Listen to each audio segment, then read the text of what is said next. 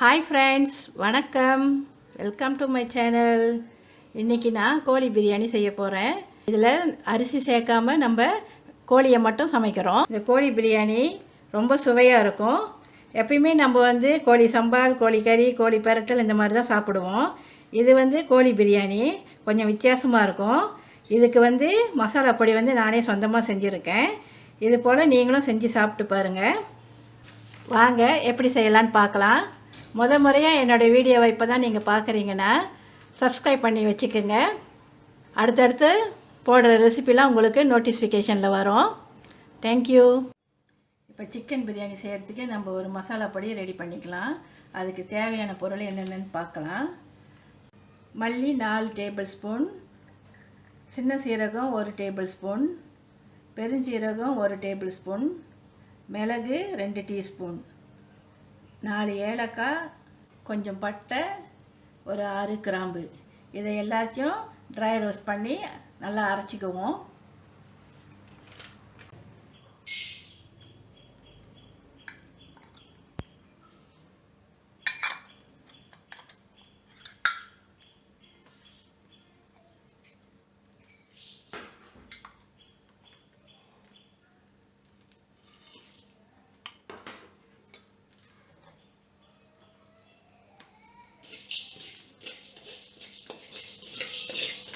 தீ குறைவாக வச்சு நல்லா கருகாமல் வறுத்துக்கணும்.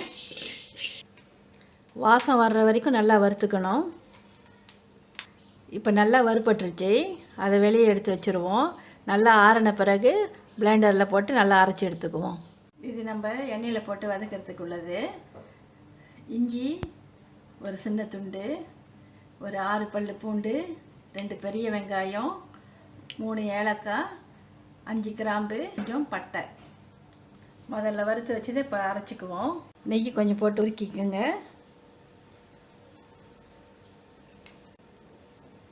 எண்ணெய் கொஞ்சம் ஊற்றிக்குங்க. இப்போ இது எல்லாத்தையும் போட்டு வதக்கிக்கலாம். வெங்காயத்தை போட்டுக்கலாம். இஞ்சி பூண்டு இப்போ சேர்த்துக்கலாம்.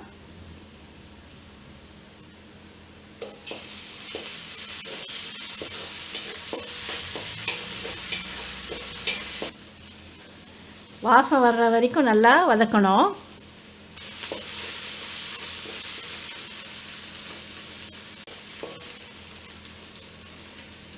வெங்காயத்தை நல்லா வதக்கினா தான் கோழி ரொம்ப ருசியாக இருக்கும்.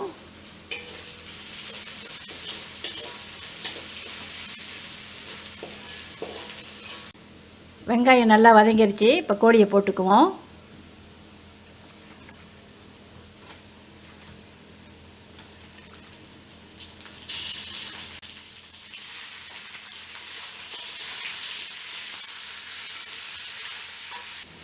அரைச்ச மசாலாலாம் இப்போ சேர்த்துக்கலாம்.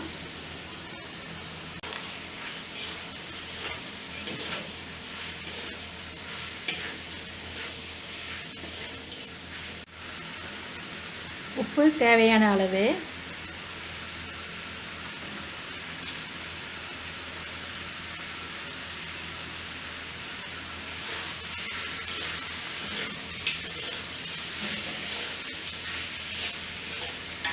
ரெண்டு கரண்டி யோகர்ட் சேர்த்துக்கலாம்.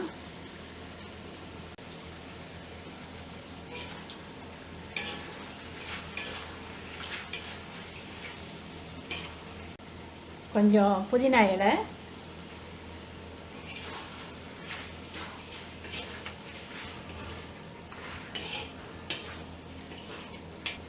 தண்ணி பால் கொஞ்சம்,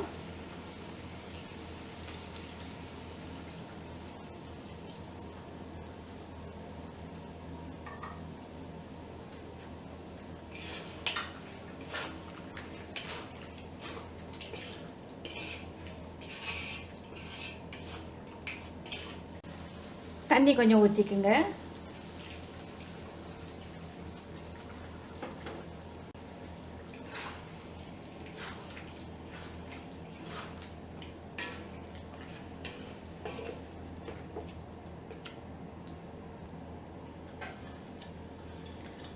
இப்போ இதை மூடி போட்டு வேக வச்சிடலாம். இடையில நல்லா கிண்டி விட்டுக்குங்க. கோழி நல்லா வெந்துருச்சு, கிரேவியும் நல்லா திக்காக இருக்குது. இப்போ வந்து அடுப்பை ஆஃப் பண்ணிடலாம்.